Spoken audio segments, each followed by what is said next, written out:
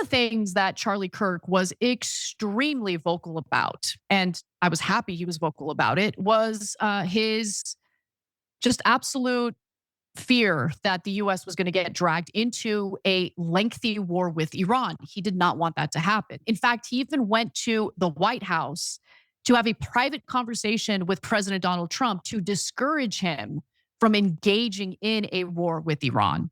Charlie Kirk's name once stood for no more endless foreign wars, especially when it came to Iran. He literally marched into the Trump White House to stop a Middle East quagmire. Now, the movement he founded, Turning Point USA, is acting like a PR wing for the Pentagon, pushing rhetoric that looks indisguisable from neocon war propaganda.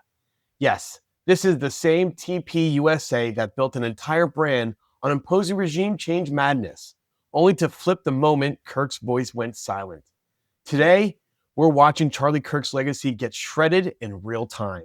We've got Monica Page parodying Pentagon talking points, Trump's officials bragging about Operation Midnight Hammer, Israel commentators openly salivating about dragging the US into another bloodbath, and conservatives melting down over TPUSA's betrayal. One side is winning here, and it's not Charlie Kirk.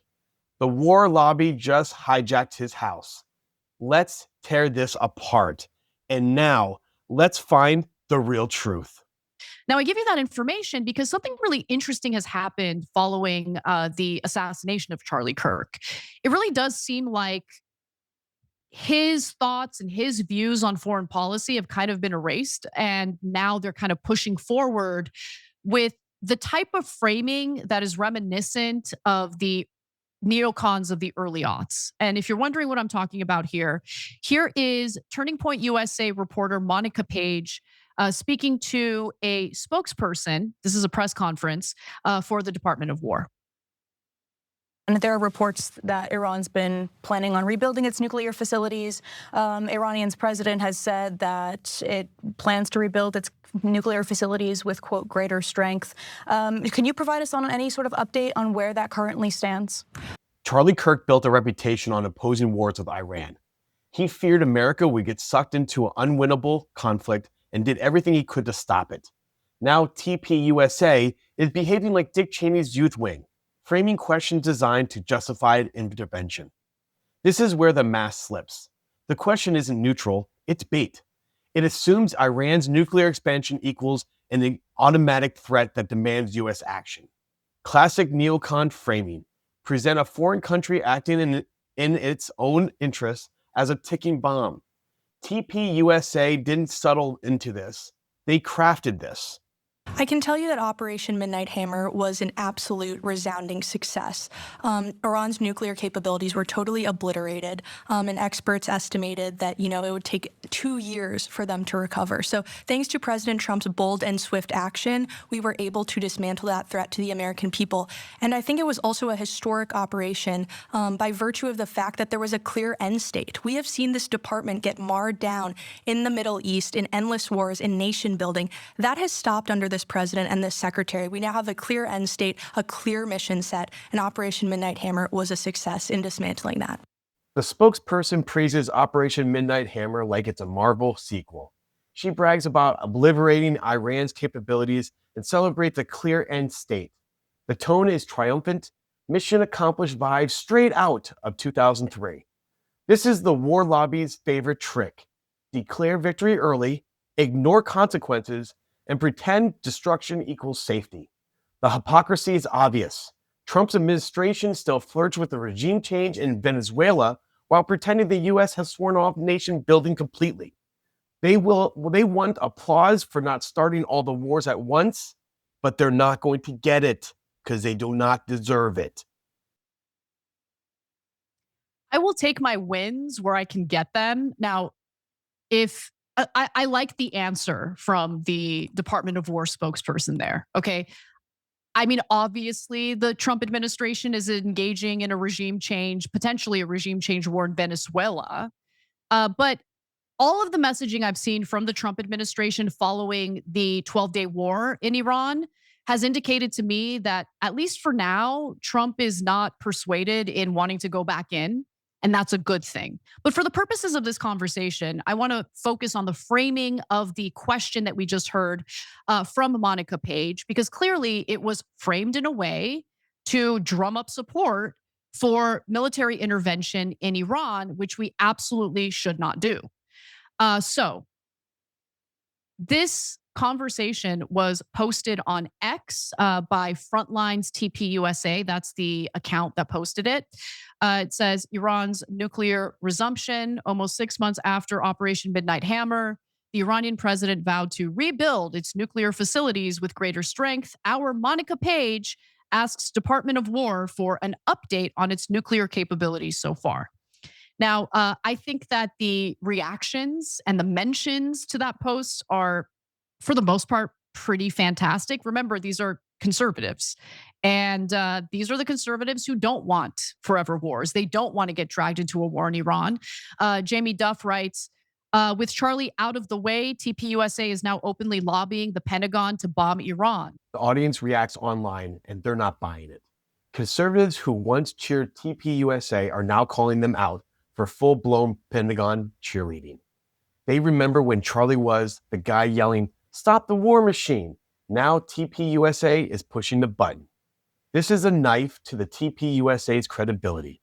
You can't claim to be the future of the conservative movement while copying the Bush administration's homework. The split is real. Young conservatives want America first, not Israel's foreign policy first. Incredible stuff. Another person who goes by Rick says, so TPUSA has changed their position on Iran. Charlie was one of the biggest voices against us being dragged into that war. And there were countless other comments that you can read for yourselves. But it does highlight the divide within the, conservative political groups in this country. Younger conservatives certainly have been more savvy when it comes to US foreign policy and how detrimental it's actually been to our soldiers and to America. And so they're pushing back. Older conservatives tend to be more in the neocon camp, which is pretty devastating. But luckily, I think their influence seems to be waning a little bit. Now, here's what we should really be concerned about, because it turns out that in reality, Israel is planning to attack Iran again. And it's likely that Trump knows about it and is kind of keeping quiet about it because there might be an agreement that any war effort would take place after the midterms. Now, this is speculation on my part. I want to be clear about that. But it's not ill-informed speculation. And here's what I mean. So all you have to do is kind of pay attention to the Israeli media. I love reading Israeli media. It's fantastic. It makes you way more informed about what's happening and what's going to happen, as opposed to just simply relying on American media, which is very much in the pro-Israel, pro-war camp. And so let's take a look at something that was published on I-24 News, their YouTube channel. They came out with this banger. It's titled, Israel Prepares New Weapons for Next War with Iran. Amazing. So let's watch a little bit of how that conversation went down. Do you think President Trump would be on board with another round of fighting? He has repeatedly held his hand out to Tehran, hasn't he, offering a potential new nuclear deal?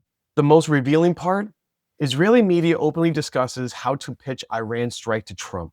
The logic is deranged.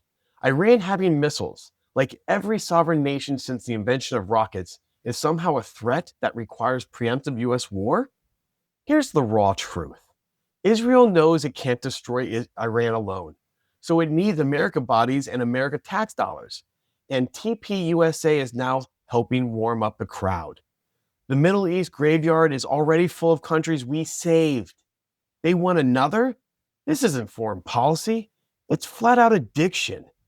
I think if Israel really present with solid intelligence that, look, they're rebuilding, for example, their missile program, and this is going to make Iran even more intransigent and more hard-headed at the talks, and it's going to actually give them the confidence not to return to the nuclear table, and they could also use it to attack US and Israeli targets. So we have to take a decision. We have to make a decision. Then he may find it difficult to refuse, and he may find it difficult to turn down such a decision, and he may go to war. I think what was said there was very interesting, right? So they're planning on framing this to Trump in a way that makes him think, look, you want to have negotiations with Iran, but maybe it makes more sense to preemptively strike Iran because it looks like, they're building up their arsenal here, their missiles. What, Iran's not allowed to have missiles? Are you insane? Like, what's wrong with Iran having missiles? And that's the thing. Like, they keep moving the goalposts. Oh, we're worried about their nuclear weapons and how much Iran's nuclear weapons would pose a threat to Israel, a nuclear power that's not, part of the non-proliferation treaty, that won't acknowledge their nuclear weapons, even though when Kissinger got upset with Israel and threatened some of the US military aid that goes to Israel, the response to him was to threaten nuclear war. That's according to Jonathan Pollard, by the way, the former CIA official who is now a convicted traitor to the United States because he was selling our secrets to Israel. It's according to him. And he said just a few months ago, maybe we need to threaten the use of our nuclear weapons more. He's a terrible person, absolutely terrible. But anyway, now you have Israel kind of fear-mongering about how Iran is going to have these missiles. And since they're going to have these missiles, the peace talks are going to be more difficult. Iran's going to be more belligerent. So maybe you want to do preemptive strikes on Iran. That's what they're going to try to sell to Trump. I mean, that was just abundantly clear from, the tactics that were just described in the video you watched. But look, if you want to say to me, that's just one video, one outlet, that doesn't mean that Israel's actually planning to go to war with Iran again. Oh, you'd be mistaken. So on November 11th, the Times of Israel reported, senior official says Israel aims to topple Iranian regime by the end of Trump's term. Tehran said revamping advanced missile systems and other officials, as another official says, Jewish state will respond much more aggressively in future confrontations than in the past. Okay, so Israel can't fight Iran by itself. So the US would get dragged into it because Iran is not some little rinky-dink country that has no military capabilities. It would be a devastating war, even with the United States involved. But Israel is so thirsty for it. It's crazy. So Trita Parsi has been warning about this for months. In fact, he wrote a piece that was featured in Foreign Policy magazine back in August titled, "The Next Israel-Iran War is Coming. Both countries' strategic calculus suggests it will be even more violent." Oh, goody. We've got something to look forward to. He writes that Israel's June war, that's the 12-day war, was never solely about Iran's nuclear program. Rather, it was about shifting the balance of power in the Middle East, with Iranian nuclear capabilities being an important but not decisive factor. For more than 2 decades, Israel has pushed the United States to take military action against Iran to weaken it and restore a favorable regional balance, one that Israel cannot achieve on its own. So this is the whole plan that was drafted by the neocons under the Bush administration.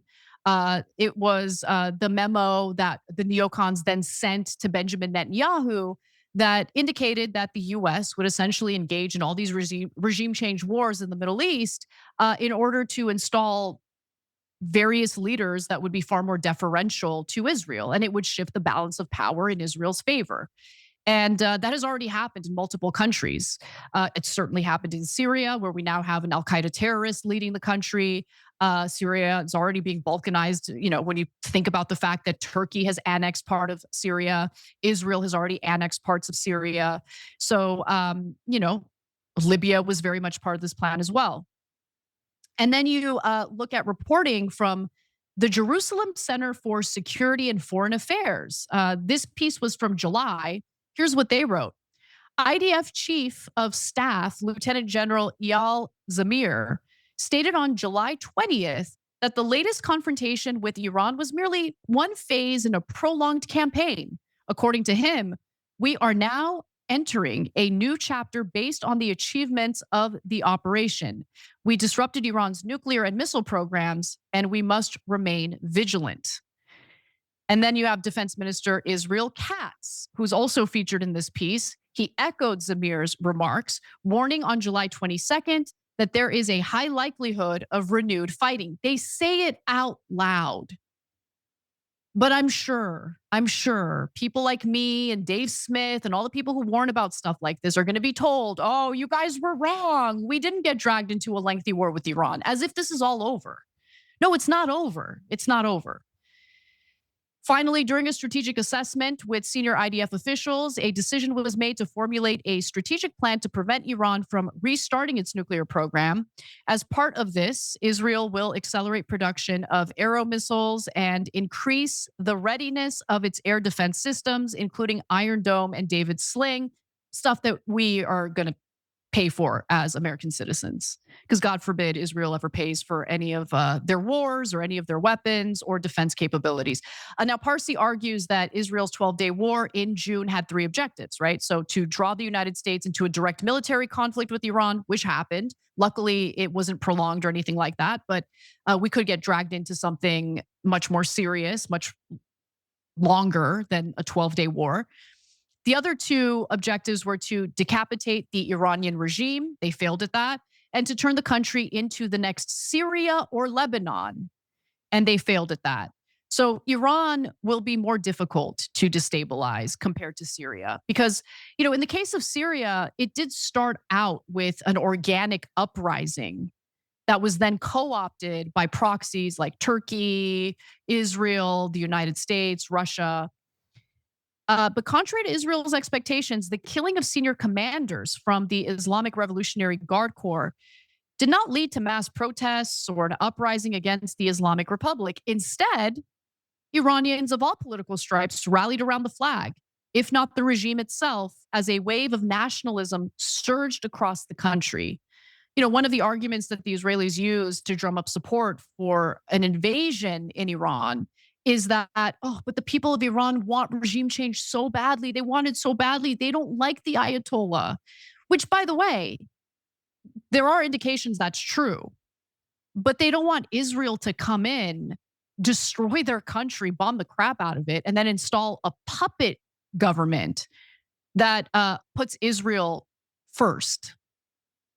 So we'll see how this plays out. But I believe the reporting, and I believe the Israelis. When they tell us what they plan to do, we should believe them because they always end up doing it with the help of our government and our tax dollars. Charlie Kirk warned about this exact scenario. U.S. conservatives getting manipulated into a pointless, endless war with a nation that can actually fight back on their own. Now that he's gone, TPUSA is flirting with the exact nightmare he dedicated years to avoid. Charlie Kirk built a message. His own organization just set it on fire. If this continues, TPUSA won't be remembered for culture wars or campus debates. It will be remembered as the group that dragged America into another Middle Eastern disaster and called it patriotism. Because once the war hawks get control, America never stops paying or fighting. Thank you for watching and listening to our video. Please like and subscribe to our channel. We'll talk with you the next time we need to uncover the real truth.